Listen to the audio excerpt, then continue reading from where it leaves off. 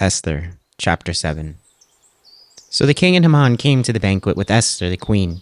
And the king said again unto Esther on the second day at the banquet of wine, What is thy petition, Queen Esther? And it shall be granted thee. And what is thy request? And it shall be performed, even to the half of the kingdom. Then Esther the queen answered and said, If I had found favor in thy sight, O king, and if it please the king, let my life be given me at my petition, and my people at my request. For we are sold, I and my people, to be destroyed, to be slain and to perish. But if we had been sold for bondmen and bondwomen, I had held my tongue, although the enemy could not countervail the king's damage.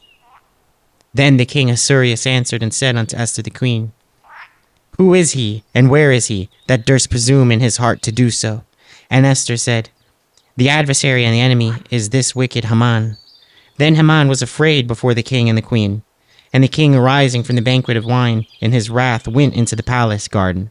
And Haman stood up to make request for his life to Esther the queen. For he saw that there was evil determined against him by the king. Then the king returned out of the palace garden into the place of the banquet of wine, and Haman was fallen upon the bed whereon Esther was. Then said the king, Will he force the queen also before me in the house? As the word went out of the king's mouth, they covered Haman's face.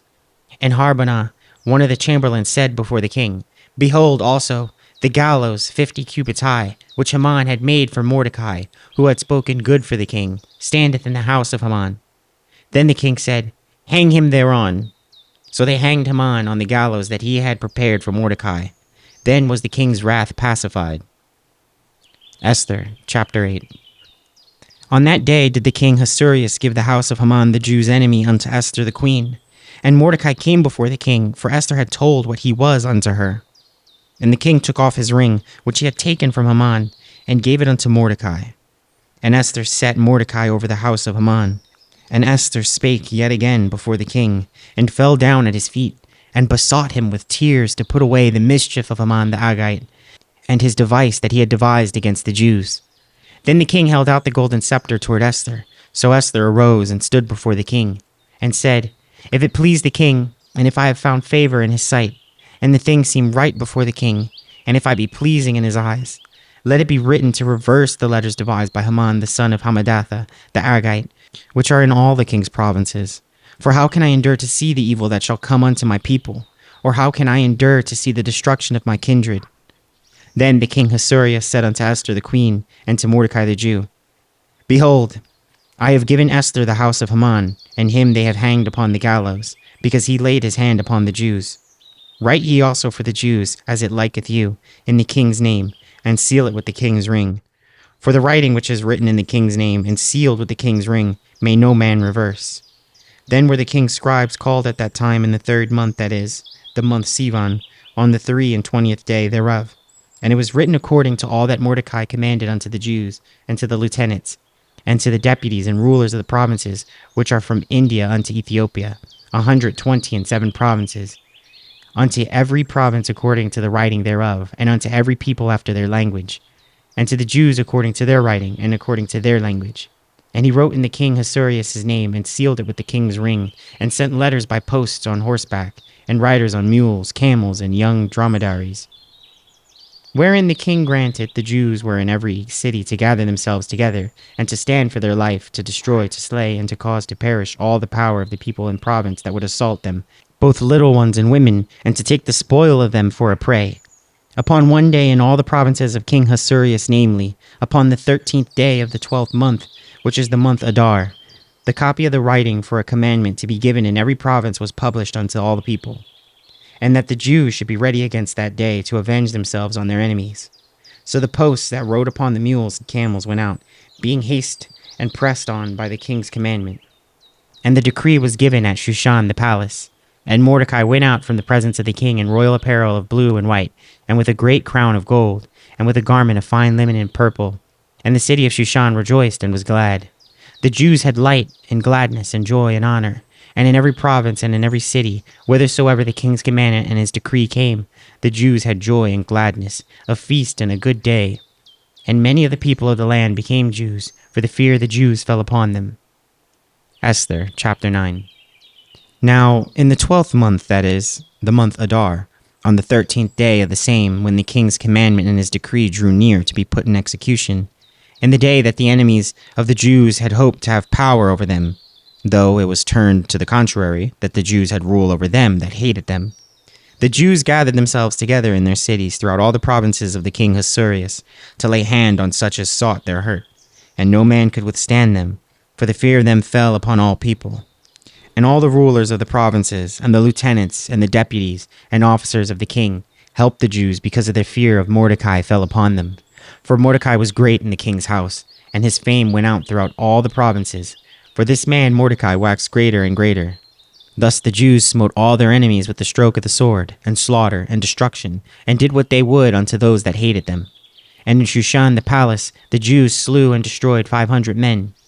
And in Parshadatha, and Dalphon, and Asphtha, and Poratha, and Adalia, and Aradatha, and Parmashta, and Arisai, and Aridai, and Vajastha, the 10 sons of Haman, the son of Hammedatha, the enemy of the Jews, slew they. But on the spoil laid they not their hand. On that day the number of those that were slain in Shushan the palace was brought before the king. And the king said unto Esther the queen, The Jews have slain and destroyed 500 men in Shushan the palace, and the 10 sons of Haman.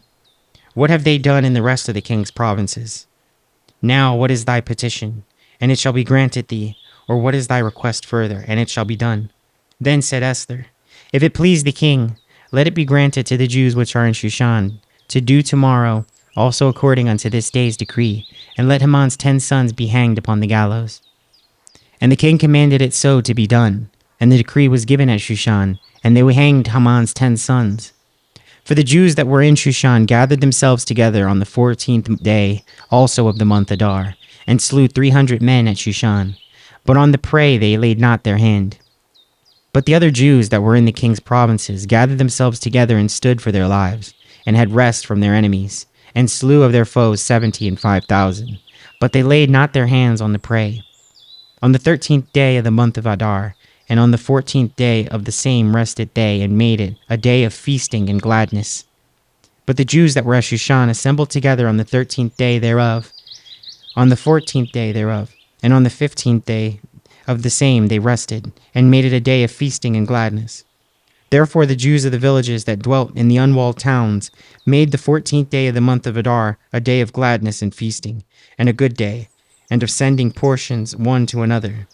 And Mordecai wrote these things, and sent letters unto all the Jews that were in all the provinces of the king Ahasuerus, both nigh and far, to establish this among them, that they should keep the 14th day of the month Adar, and the 15th day of the same yearly, as the days wherein the Jews rested from their enemies, and the month which was turned unto them from sorrow to joy, and from mourning into a good day, that they should make them days of feasting and joy, and of sending portions one to another, and gifts to the poor.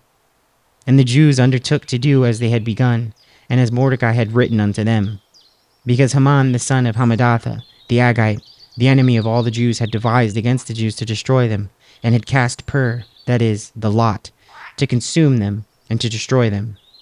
But when Esther came before the king, he commanded by letters that his wicked device, which he devised against the Jews, should return upon his own head, and that he and his sons should be hanged on the gallows. Wherefore they called these days Purim, after the name of Pur. Therefore, for all the words of this letter, and of that which they had seen concerning this matter, and which had come unto them, the Jews ordained, and took upon them, and upon their seed, and upon all such as joined themselves unto them, so as it would not fail, that they would keep these 2 days according to their writing, and according to their appointed time every year. And that these days should be remembered and kept throughout every generation, every family, every province, and every city, and that these days of Purim should not fail from among the Jews, nor the memorial of them perish from their seed. Then Esther the queen, the daughter of Abihail, and Mordecai the Jew, wrote with all authority to confirm this second letter of Purim. And he sent the letters unto all the Jews to 127 provinces of the kingdom of Ahasuerus, with words of peace and truth, to confirm these days of Purim in the times appointed according as Mordecai the Jew and Esther the queen had enjoined them, and as they had decreed for themselves and for their seed the matters of fasting and their cry. And the decree of Esther confirmed these matters of Purim, and it was written in the book. Esther, chapter 10. And the king Ahasuerus laid a tribute upon the land and upon the isles of the sea, and all the acts of his power and of his might, and the declaration of the greatness of Mordecai, whereunto the king advanced him, are they not written in the book of the chronicles of the kings of Media and Persia? For Mordecai the Jew was next unto King Ahasuerus, and great among the Jews, and accepted of the multitude of his brethren, seeking the wealth of his people, and speaking peace to all his seed.